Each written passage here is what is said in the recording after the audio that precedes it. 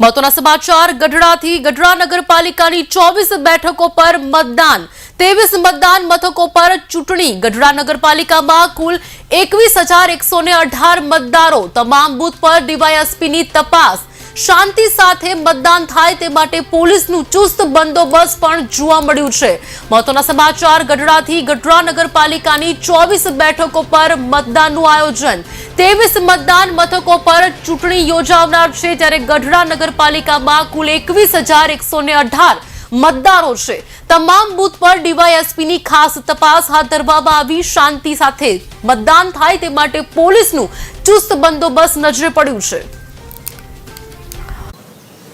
ગઢડા નગરપાલિકાની ચૂંટણી છે 23 બૂથ ઉપર મતદાન પ્રક્રિયા શરૂ થઈ છે કેવા પ્રકારની પોલીસની સુરક્ષાને લઈને વ્યવસ્થા શું કહેશો? પોલીસની વ્યવસ્થાની વાત કરીએ તો ગઢડા નગરપાલિકા સામાન્ય ચૂંટણી 2025માં ટોટલ 73 થી 75 જેટલા પોલીસ કર્મચારીઓ એ સાથે હોમગાર્ડના જવાનો પીએસઆઈ કક્ષાના અધિકારીઓ પીઆઈ કક્ષાના અધિકારીઓ તથા ડીવાયએસપી કક્ષાના અધિકારીઓ આજ રોજ આ ચૂંટણી કાર્યક્રમના બંદોબસ્તમાં હાજર છે. સર ખાસ કરીને તમે પણ દરેક બૂથ ચેક કર્યા છે કેવી સ્થિતિ છે હાલનો માહોલ શું છે શું કહેશો? હાલના માહોલની વાત કરીએ તો તમામ બૂથ ઉપર ખૂબ જ શાંતિપૂર્ણ મતદાન શરૂ છે.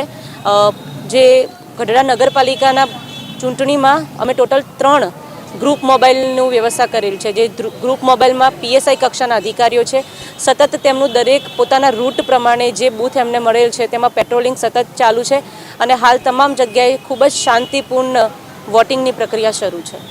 બહાર જે બૂથો છે સંવેદનશીલ બૂથો જાહેર કરવામાં આવે છે ત્યાં પોલીસની કેવી સુરક્ષા કેવી?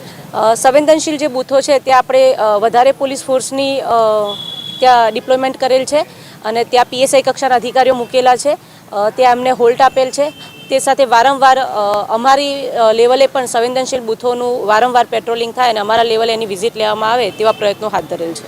સાહેબ મતદારોને તમારી શું અપીલ પોલીસ તરીકે?